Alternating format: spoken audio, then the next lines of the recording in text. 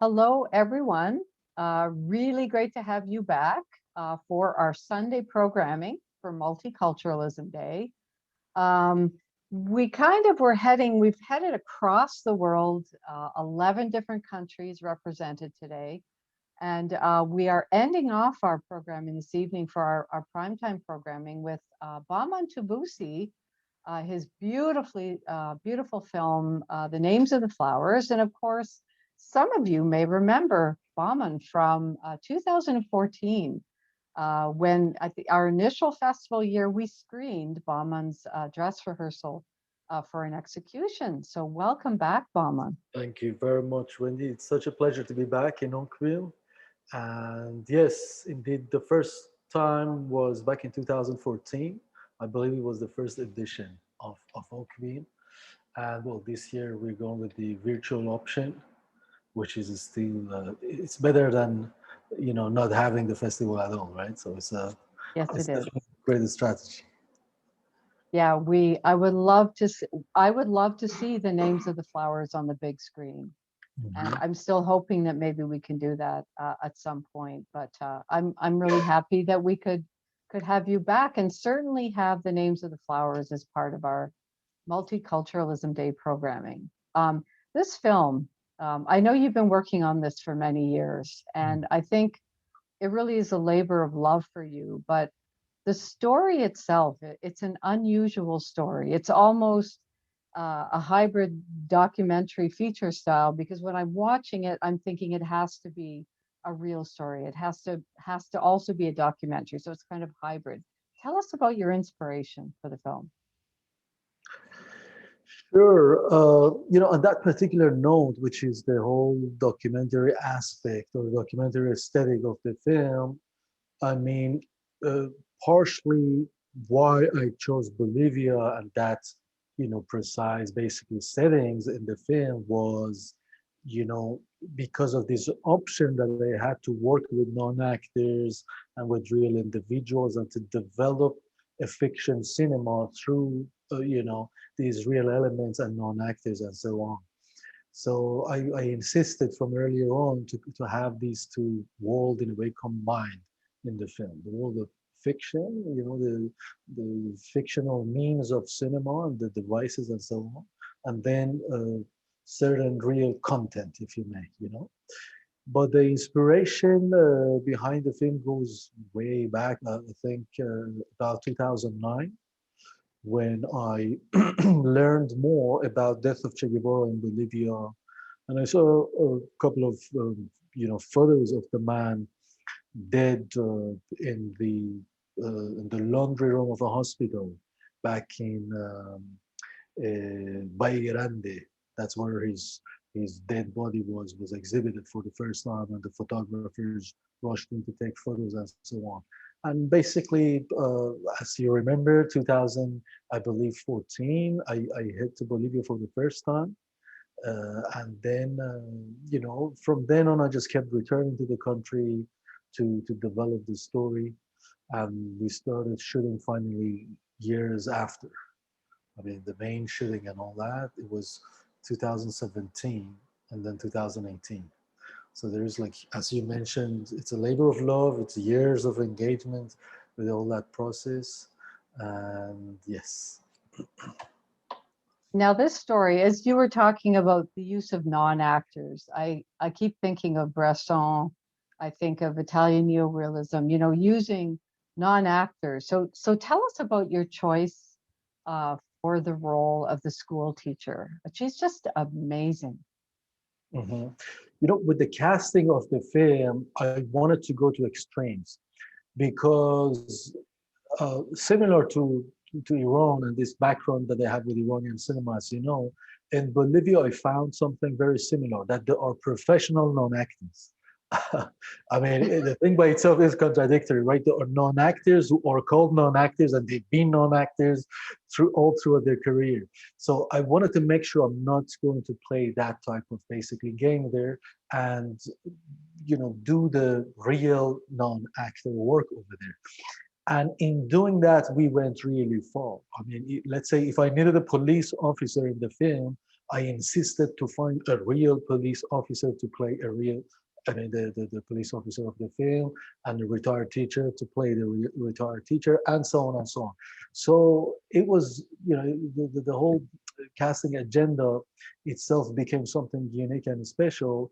Now, when it comes to Barbara Flores, that's the name of the actress of the retired teacher. When it comes to her, she happened to be, you know, an entirely different person. She used to sell uh, goods and vegetables in the market and so on. And my casting team found her in the market and so on.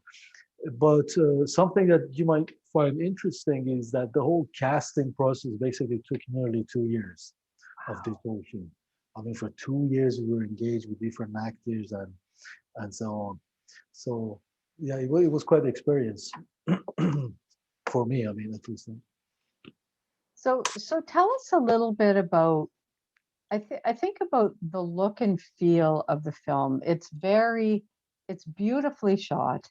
It's like a work of art. It's almost like an impressionistic painting or work. So tell us about your influences on your career as a director. Well, impressionism and all that, for sure, they had a great deal to do with my understanding of cinema. So I never, I guess this goes back to my Iranian background again, but I never had the chance, if you may, to you know, start this whole discourse of cinema or film education through you know, mainstream cinema, etc. We had, I mean, I think I mentioned that before a few times. Imagine that at the age of 6 or 7 we are watching you know, Tarkovsky and Kurosawa and Chaplin on national TV, because there is no other option, right? There is no Walt Disney, there is no Mickey Mouse, there is nothing there, right? So when you start with such introduction to cinema, I guess, you know, at the end you start developing certain liking, certain taste in cinema. And so my sense of liking and taste and all that in cinema, you know, is somehow deeply rooted in that background and that early childhood experiences and so on. But at the end of the day, of course, you know, as a filmmaker, you want to develop your own discourse of cinema, your own understanding of cinema. You received influences from here and there, just like any other filmmaker. And I guess it's up to you at the end of the day what you want to do with those influences, you know. Mm. Yeah, no, very true. And I mean, I think what's interesting, what you were talking about, is that maybe in many ways we're better off. We're better off without those early introductions to Disney. And Sure. you know, so from my perspective, I'm working on my PhD Mhm. right now, and learning a lot about early cinema influences and moving away from what would be considered popular cinema or popular programming. So I tend to, just like you, I tend to favor things that don't fall in mainstream. So more Sure. outside the mainstream. And I kind of prefer that for the festival often, but I do find that we gravitate back to that kind of programming because audiences tend to favor it in many ways. But I think it's what's important about festivals like this is that we introduce people to different styles and different kinds of cinema. That's Uh, great. yeah, That's it's so important that we do that, and I think from your perspective too. So shooting in Bolivia, um, are there? I don't know a lot about Bolivian film, but are there filmmakers there, stylists, cinematographers that you like that you would see as influences on your work? Mhm. Well, it's a great question. And no one, for whatever reason, never asked me that question. So all my crew, as you know, are Bolivians. The director of, you know, photography and the sound department, etc., etc. Everything, everyone, except the producers that are all from different countries and so on. And so there are great talents over there, great talents, great, you know, artists and so on. But uh, I mean, Bolivians themselves, they don't believe that there is a thing such as Bolivian film industry. an industry hasn't been formed yet. There are great filmmakers. I mean, an iconic figure of basically Bolivian cinema is a man by the name of Jorge Sanjines. Goes back to his basically cinematic movements back in 60s and 70s, Ucamau and so on, which is a cinema that was made in celebration of not only native Bolivia and native culture and so on, but also to experiment with a new cinematic art form and language and so on. I mean, speaking of the non-actors and so on, these were the pioneers, no? of the basically non-actor cinema. I guess more or less at the same time as Bresson a little bit earlier on, but their style in a way goes a step further from Bresson in the sense that you have the handheld camera and you have all this aesthetic that you had later on in Quebec too, with the, what is that movement called? Direct cinema. Direct cinema, exactly, cinema direct and so on. But that's a type of aesthetic and so on. So quite interestingly enough, when developing the film language of this film, I actually, was watching each now and then when I had time, the works of these Bolivian filmmakers, and just out of curiosity and see what has been achieved earlier on. And in new generations as well, there are great talents, there are great artists. Nicolas Taburga himself, director of photography of the film, he's a great talent. And then there are a couple of other filmmakers from the new generations that I happen to meet, etc. That's the case with Bolivian cinema, more or less.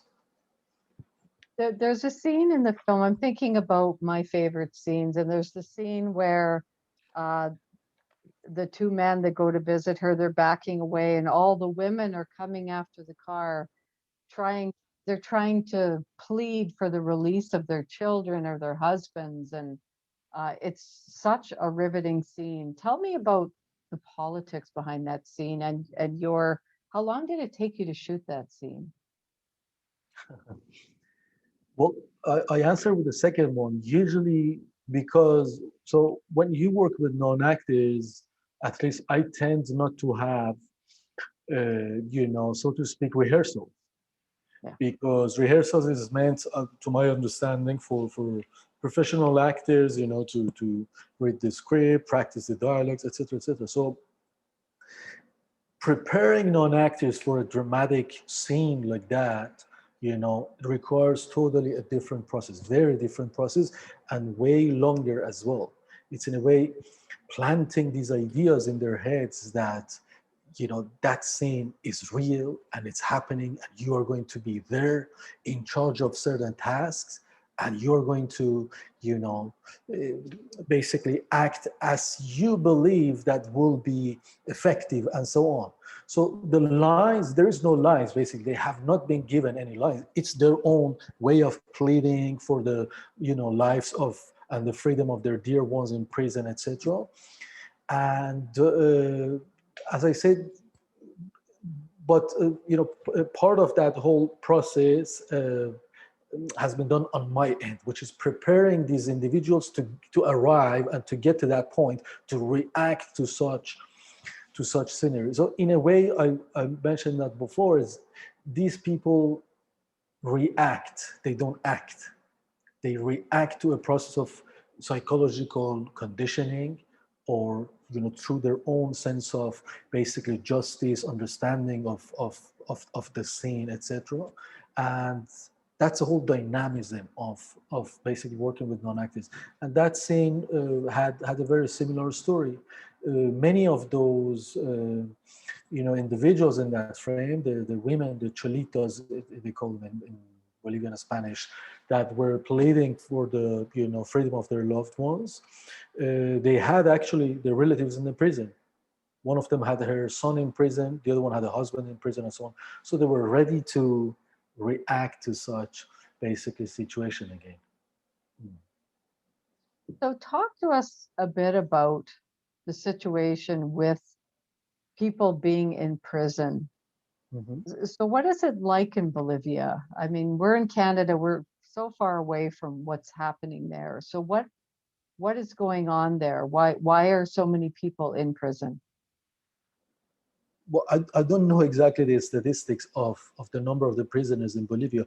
I had the chance to see a couple of prisons. There was one prison in downtown La Paz by the name of San Pedro, and there was one with the more security, basically measures and so on, and that was outside of La Paz, at least I believe an hour from La Paz, is by the name of Chonchocoro, if I'm not making mistakes.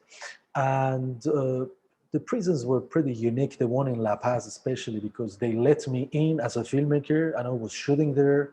I was interviewing prisoners for 4 or 5 days. There were children inside prisons, there were women, basically men and women mixed, and they lived there. They literally lived in prison. And there are other similar cases of this prison in South America as well. You have similar prison to this one in Venezuela, you have in Peru, and so on. And well, at the end of the day, all that I shot in inside prisons with the real prisoners, they didn't end up being part of the final cut. So I just used a couple of exterior scenes of the prisons. But it was pretty unique scenery. In terms of what exactly is happening, when it comes to statistics and so on, I'm not sure if I could comment, precisely on that. I haven't studied that exactly. You're in Mexico right now. Hmm. Are you in Mexico? Are you planning to come back to Canada at some point? Are you planning your next film? Sure. Well, I'm working actually on the next thing here, um, but I, I mean, sorry, 1 second. Excuse me. So, um, yes, I mean, I come often to visit my family. My family is still they live in Toronto, part of them they live in Montreal, and I'm constantly traveling between Canada and Mexico. But for the moment, for a little time period that I needed to develop a next film, I'm staying here for the moment. And yes, So returning to the character of the retired school teacher, mhm. where did that idea come from? That whole story, is there truth to that story with the flowers and the soup and Che Guevara and the poem? Absolutely. Well, the first encounter that I had with these photos of dead Che Guevara, and I'm sure you remember because I shared this story with you before, comes from that article or interview that was published in The Guardians in England, and in which a couple of these witnesses to Che Guevara's death were interviewed. One of them was this retired teacher by the name of Julia Cortez. The other one was a nurse who washed the dead body of Che Guevara before its exhibition to public in the laundry room of the hospital. And so there were 2 or 3 of these individuals. And I was actually, kind of thinking for quite some time, I believe 5, 6 months, which of these ladies, and I was sure that we want to work with a female protagonist, right? But I wasn't exactly sure that should the nurse be the protagonist or the retired teacher. I was, contemplating constantly between these ideas. And I went there, I met all those real witnesses to Che Guevara's death. They are still my good friends. I know their families. I've been invited to their house, to their homes many times, etc. And I remember, at some point, there was still this tendency to use these real, witnesses as actors of the film. But it didn't work at the end of the day because they didn't live where I was shooting the film. They lived far, far away, and there was question of the age, etc. So I had to replace them by non-actors. But so yes, there was from the beginning this tendency to have a female protagonist, and at the end of the day, it ended up being the teacher, the return teacher. Which worked really well, I think. I think the story works so well in the film. And I love her character. I love her stoicism, her resolve, and she never says anything, but she doesn't need to. So tell me about uh, your decision to have her really not speak. Well, there is an interesting contrast going on there between her and her son. Her son is an absent character, uh, you know, whose face is never seen. We never see this person visually in the film, but we hear these clarinet Yeah, music that he has composed or he has played from Bach and Mozart and all that stuff. So the idea of the sound in the film is sound. And I wanted to have a mother that doesn't have sound, is mute, and is image. So these two, in a way, complete each other. So there was that contrast that I wanted to work on. But also, as you mentioned, there's not much needed to be said on her part. Dialogues for the sake of having dialogues, or for the sake of having some sort of tension in the scene, etc., is not something that I was interested in. You want to stay true to the character, and I mean, try different approaches to the concept of characterization and so on. And I thought that it would be interesting when it comes to her, that only those objects, that is flower bowl and the soup bowl, represent that historical story and her narrative and so on. And I mean, really, it's not an artistic choice. There is nothing for her to there's nothing to okay. be said. I mean, I can't imagine of one single line that she could possibly Yeah. say. There's nothing. And so I just didn't want to force anything, into her mouth, so to speak, right? Words into her mouth. I love the scene, near the end where she just says goodbye to her son. She puts the clarinet up, and he's lying in the bed. And like you said, you never see his face. You just see the back of him. So that was a concerted choice on your part. Absolutely, absolutely. The contrast between the two. Yeah, a very good choice too. Mhm. So, Bahman, so do you have a favorite scene in the film? Not favorite scenes, but I could say that the last 20 minutes or last 15 minutes of the film, these are my favorite. These are my favorite sequences. And when I started editing the film in Montreal with Lucas Viegas, our editor, we actually started to edit from this point of the film on, which is Yeah. the final scenes. Then, when the mystery was resolved and so on, there was not much of a mystery. Actually, we knew where we want to go with those scenes. Then we went back to start from the beginning.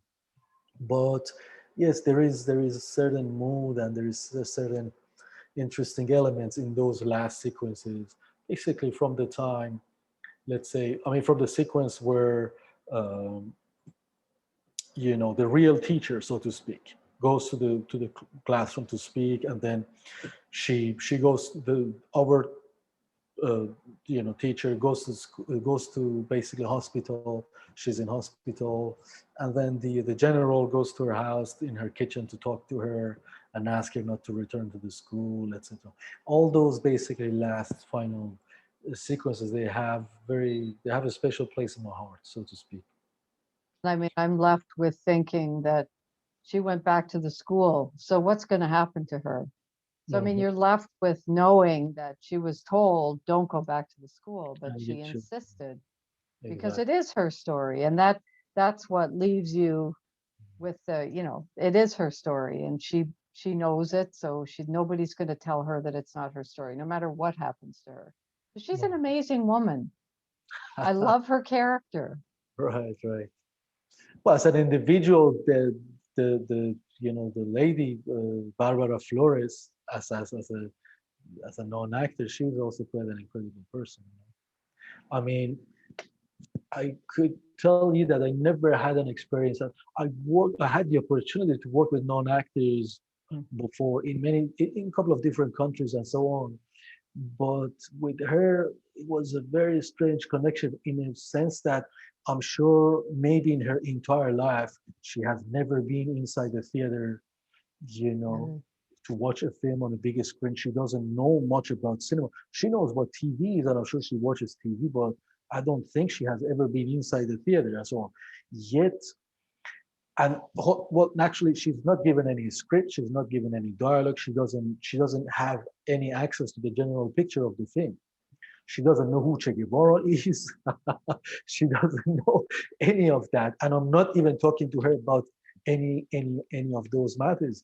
But yet, when we go, to a setting, and I've done, let's say, certain homeworks of mine, so to speak, to prepare this person for the scene, and she just knows a little, a very, very tiny bit of information about the scene. Yet she just blends in emotionally so beautifully with what happens, in the scene.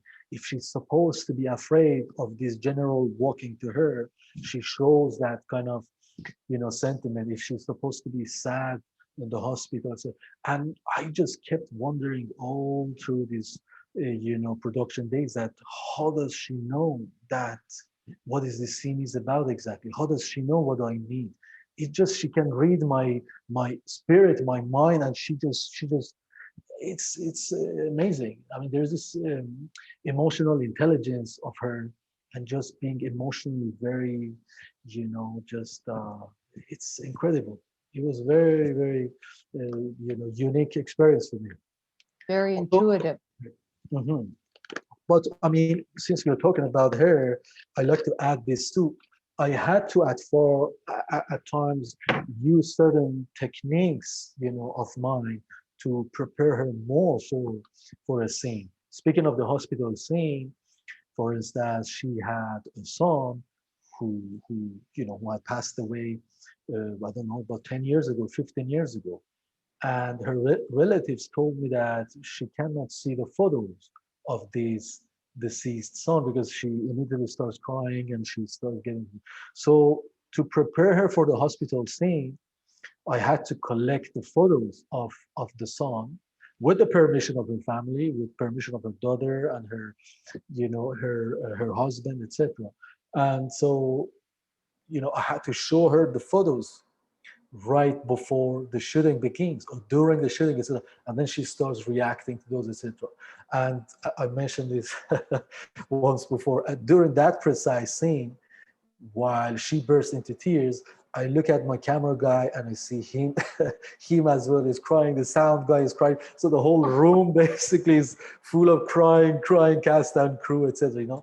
These are really this emotional chemistry that you get to have, with people during a scene. It's just a beautiful thing. And yes, I guess, at the end of the day, you forget more or less about whatever the ups and downs of a production was, and the things that you had to go through in different aspects. But you're going to remember these moments, for the rest of your life, more or less. Mm.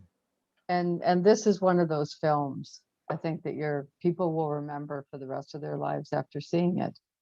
So thank you so much for joining us today. Any last words? You said you're working on a new project. Can you talk about that at all yet? Or No, but I could just simply mention that, it has again something to do with this theme of 20th century, from a very different narrative, totally different story in a different country as well.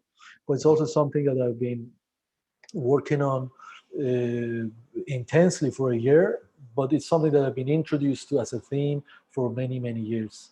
So let's see how that goes. excellent. Well, I look forward to hearing more about it. Thank you. And thank you very much, Bahman. And so that everybody, Bahman Tavoosi from the Names of the Flowers. And if you haven't had a chance to see the film yet, it's screening in the festival for the next 7 days after the first screening. So great. Thank you very much, Bahman. Thank you very much, Wendy. Good luck. Thank you.